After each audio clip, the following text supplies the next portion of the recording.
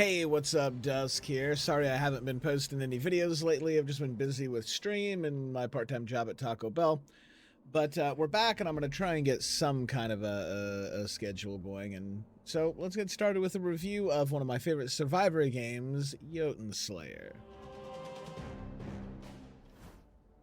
JotunnSlayer's got a lot of the standard stuff that you've probably seen and you're used to. It's got a section where you can earn currency and give yourself permanent upgrades that will carry over from run to run.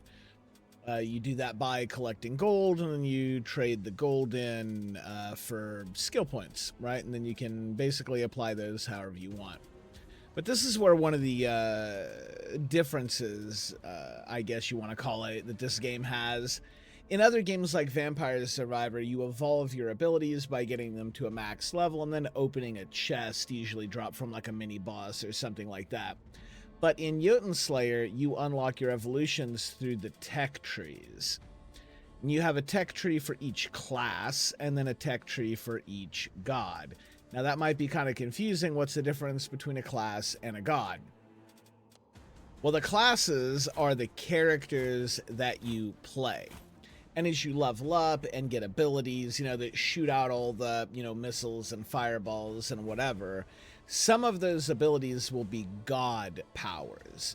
And so, like, if you get a god power from, let's say, Odin, one of the abilities is Gungnir, and it just throws a spear across the screen periodically, right? Stuff like that. So let's go ahead and play around here, and I'll kind of, like, show off kind of how this game works a little bit. So you pick a weapon, and each weapon has a passive to it, and then it has an active ability.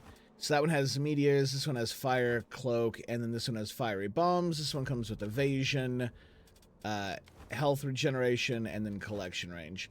So why don't we do a little bit of a health regen build, because those are kind of fun. And we'll go ahead and play Niflheim. I've beat both of the current locations on Insane. I've been playing the game quite a bit. You saw I had a lot of the tech tree finished out. Yeah. I've been playing this game a lot.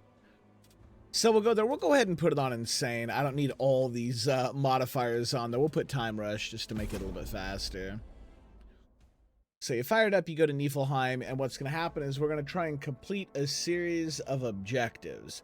If we can get them all done before the round timer ends, we'll get a final objective that summons the Jotun of Niflheim, and then we kill that Jotun.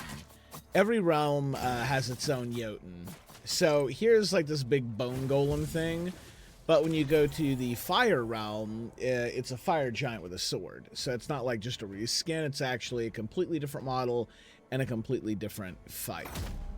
All right, let's do Brazers, and let's go. We can pick a class power, because we're a Flame Sister, that's what we're playing. Or we can pick a God power. Why don't we go ahead and pick a God power just for fun?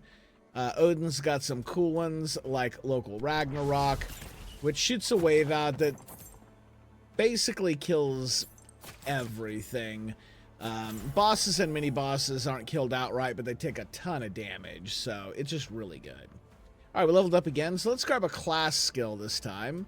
Fire Dart, Shrapnel Pot, or Inferno has an increased chance to inflict burn. I don't think we're going to do anything like that. Let's go ahead and get Shrapnel Pot. I think that sounds like that could be fun. All right, so our first mission here is to light the Brazers here. Oh, we're on Insane, so we actually have to break the objective out of ice first. There we go. All right, so that objective is finished. Let's go and do a little bit more Flame Sister. Let's see. Let's go ahead and do... Let's see. We got the bombs. Let's go ahead and do Flame Ray. I think that'll pair well with the bombs. Ooh, I'm kind of going the wrong way. So there's another difference for JotunnSlayer. You can use your mouse to steer where your primary auto attack objective goes. So if I want to shoot back here, I can. So you have a little bit of control over your character, which is something you don't normally get in this genre. Also, there's a lot of things that you can use to steer the RNG. One of them, once you level up far enough, is to get the ability called Blasphemy. And so I can use this to, like, let's say, throw it against Freya. Now I won't get any Freya cards at all. You know, you've got rerolls and stuff as well.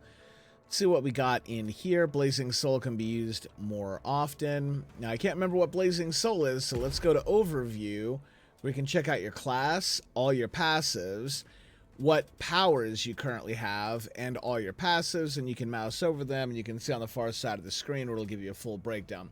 Really nice interface. So you've got Blazing Soul, and then we've got Inferno. So Inferno is like an alternate attack, and then Blazing Soul is this own attack that kind of activates, not even from our character. Well, it's different. We'll just say that. So this is for Blazing Soul, which is here, and this one heals. That's actually what I want. So we'll click on that. You'll see, whoop, there we go. Let's kill all that. Yeah, it's still a bit more. I'm going to dump pretty much everything into Flame Sister. Now, I'm not interested in Fiery Touch, so let's go ahead and banish that so that card doesn't show up anymore.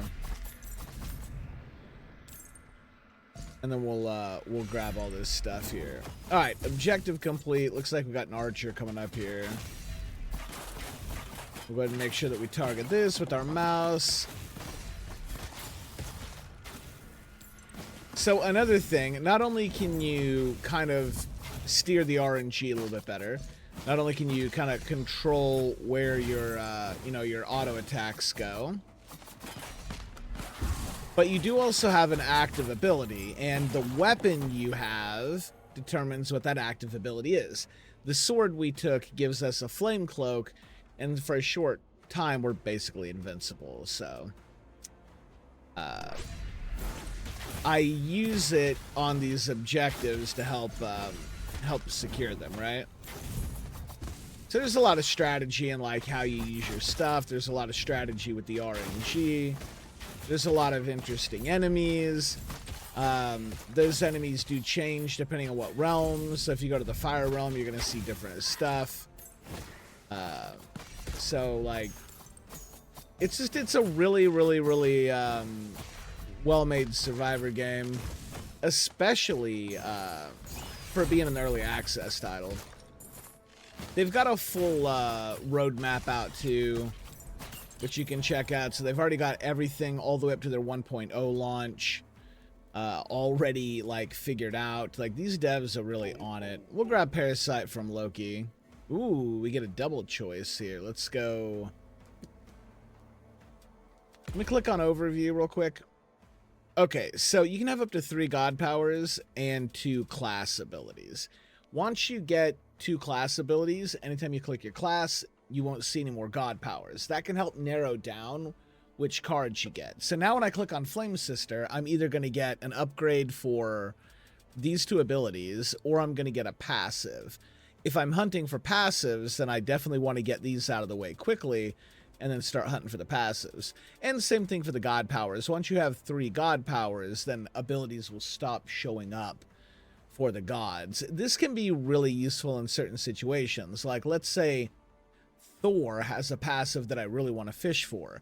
So I might get the god powers of Odin and Loki. That way when I go to lore, or go to Thor, I won't even draw a spell to level up. There just won't be any god powers. It'll all be passives, right? So, like, you really have to think about how you lay things out. Like, there's just a lot to this game. And again, like, the interface is good, the communication from the devs is good, the polish is good, like... And I think it clocks in at around, like, what, $10 USD? Something like that.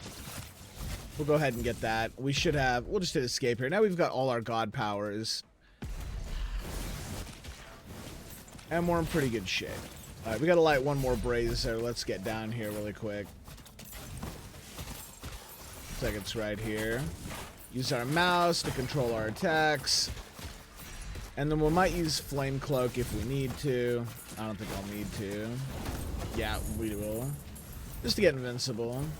Okay, we beat that one fast enough that the next objective can't start, so we had to wait like 2 seconds.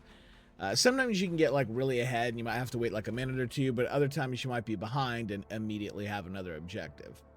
You know what, just for fun, let's click on Thor so I can show off what I mean.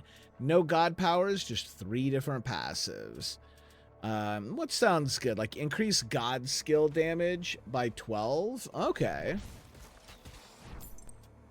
So since that's what we're doing, let's take out the portals here. Let's do the portal mission. Oh, look at all that XP. Oh, that Ragnarok timing was too good. Alright, let's go up here and get a chest. Chests in JotunnSlayer are just purely bonuses. You just always want to grab these, basically. I'll get a few more banishes.